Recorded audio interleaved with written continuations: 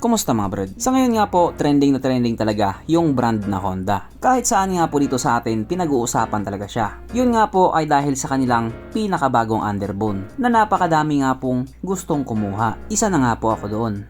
Pagkuha-kuha, pagbili-bili, delikado. Yung mga tao nga pong mahilig sa underbone, isa talaga ito sa mga choice nila. Sabi kasi nila, para maiba naman. Yung iba kasi, common na. Kaya dito sa motor na ito, bagong forma, bagong problema.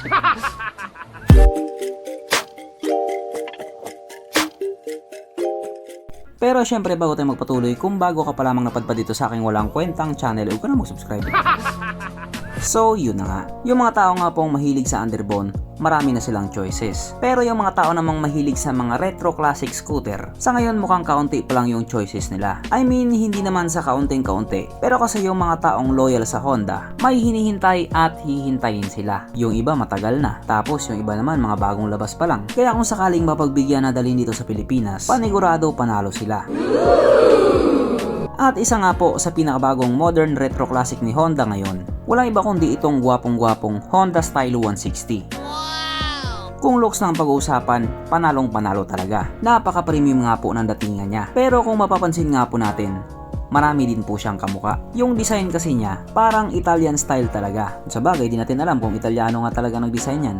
Pero isa lang ang sigurado, panalong-panalo. Napakagwapo ng motor na ito. At idagdag pa natin ang retro classic scooter na ito ay 160cc. Mas mataas kumpara doon sa mga katunggali niya. Hindi ko sinasabing Yamaha Fazio yon, pero parang gano'n na nga. Kaya dahil dyan, pag-usapan na naman natin kung ano nga ba meron sa motor na ito at kung gaano nga ba talaga siya kaganda. So ito nga po ang Honda Stylo 160 na mayroong 156.9 cubic centimeter engine displacement, 4-stroke single cylinder, single overhead cam with 4 valves. Powered by ASP Plus or Enhanced Smart Power Plus. Nang ibig sabihin nga po malakas na makina at the same time matipid pa rin siya sa gasolina. Naka-program fuel injected at syempre ito po ay naka-liquid cooled. Kaya hindi po siya panis sa Honda Click 125. Ang kanyang operation ratio 12.0:1. Pagdating nga po sa kanyang power, ito po ay merong 15.4 horsepower at 8,500 RPM, 13.8 Nm of torque at 7,000 RPM. At dahil nga po kalalabas pa lamang ng motor na ito doon sa Indonesia, wala pa po tayong idea kung gaano siya kabilis or kung ano yung top speed niya. Magkakaalaman lang naman kapag nandito na yan. Ang kanyang tangke ay kayang magkarga ng 5 liters fuel tank capacity na kumukonsumo naman daw po ng 45 kilometers per liter. So para nga po sa isang modern retro classic na scooter na mayroong 160cc, matipid po siya sa gasolina. Ang sukat na niyang gulong 110/90/12 sa harap at 130/80/12 naman sa likuran. So malinaw na malinaw, malalapad yung kanyang mga gulong. Samantalang yung mga galit sa akin, malalapad yung ilong. Pagdating naman po sa kanyang braking system, ito po ay naka-disc brake sa harap at disc brake din po sa likuran. Na naka-ABS nga po, naka-anti-lock braking system. Samantalang yung isang variant naman, naka-disc brake sa harap at drum brake pa rin sa likuran. Wala man siyang ABS pero meron naman siyang CBS or combi brake system. Kaya dito nga po sa motor na ito, meron kang dalawang pagpipilian. Yan nga po ang kagandahan sa mga bagong motor ngayon. Kung gusto ng mga tao may ABS, doon sila sa may ABS. Kung gusto naman ng mga tao na walang ABS, doon sila sa may CBS. Alam niyo naman ang panlasa ng tao, iba-iba. Kung alin yung trip mo, yun ang piliin mo. Ang importante, wala kang sinasagasaang tao. Ang kanyang seat height ay mataas sa 768mm at 151mm naman ang kanyang ground clearance. At ang motor nga po na ito ay may kabuuang bigat na 115 doon para sa CBS at 180 naman para doon sa ABS. At kung isipin nga din po nating mabuti, para sa isang 160cc na scooter, napakagaan po niya. At ang dahilan nga po kung bakit magaan siya, hindi po kasi siya mabigat. Hindi, joke lang. Yung frame kasi na ginamit dito ay yung frame na tinatawag nilang ESAF or Enhanced Smart Architecture Frame na di umano mas pinagaan at mas pinatibay. Well, okay na sana yung ganito kung hindi lang siya nagka-issue. Doon nga po sa Indonesia yung iilang motor doon na ginamitan ng ESAF, nabulok po yung ilalim. Kaya ang resulta, nabali sila. Nabali na yung motor mo, bali pa yung buto mo. Lugi. Pero sa tingin ko naman, siguro naayos na nila ang problema na ito. Syempre Honda yan eh. Honda, raves your... Ay hindi, mali pala.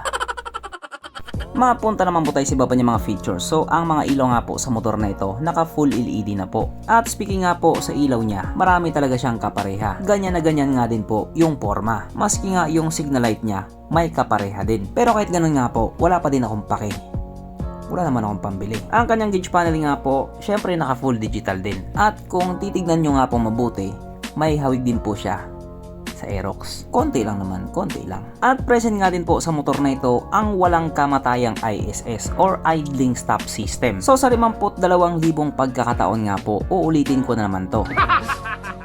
Ito nga po yung mekanismo na kapag nakahito ka sa isang traffic light at hindi mo pinahit yung silanyador sa loob ng 3 or 5 segundo, kusa nga pong mamamatay ang makina sa motor mo. At pihitin mo lamang din siya pabalik, kusa na rin siya aandar. At hindi rin po mawala sa motor na ito ang kanyang USB charging port na para kahit saan ka nga pa magpunta hindi ka na mangangamba na baka malobat yung cellphone mo kasi nga manonood ka pa ng Cornhub. At katulad nga din po sa mga bagong motor ngayon, nakakilis na din po siya. Yes po, naka-smart key na po siya. Kaya dito sa motor na ito, pa-remote ka na lang. Kaso lang, dahil ito nga po ay bagong motor, wala na po siyang kickstart. At lahat nga po ng mga magagandang bagay na sinabi ko dito sa motor na ito, biglang maglalaho. Okay na sana, bibili na sana ako. Kaso wala palang kickstart.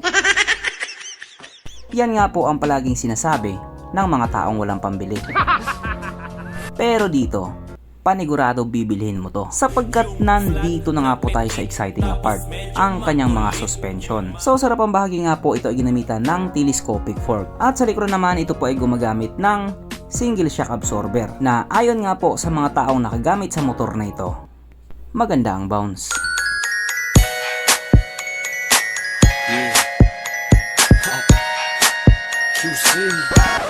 At dahil ito lang naman talaga ang pinunta nyo dito, mayroon pang isa.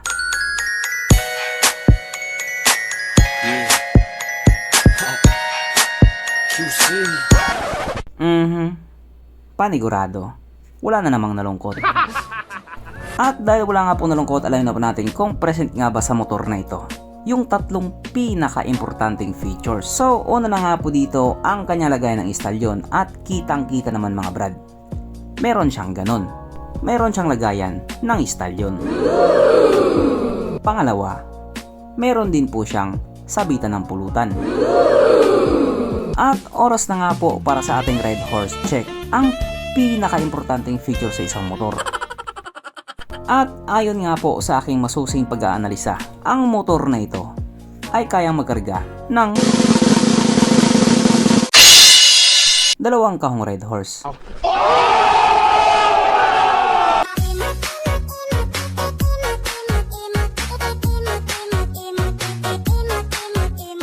So therefore ang motor na ito ay talagang highly recommended. Regarding naman po sa presyo niya, yung ABS nga po ay nagkakalaga ng 30,425,000 Indonesian rupiah. Na kung i-convert nga po natin into Philippine peso, ito po ay papatak ng 108,000 pesos. Yung CBS naman may presyong 27,550,000. Na kung i-convert nga din po natin sa Philippine peso, ito po ay papatak ng 98,000 pesos. Pero syempre yan lang naman po ay presyo sa Indonesia. Kung sakaling ilabas yan dito, magbabago din yan. At kung kailan nga po siya ilalabas dito, si Honda lang din ang nakakaalam. So hanggang dito na lang muna mga brad, kung may gustong sabihin or gustong idagdag doon sa mga sinabi ko, mag-comment ka na lang sa ibaba. Okay, bye.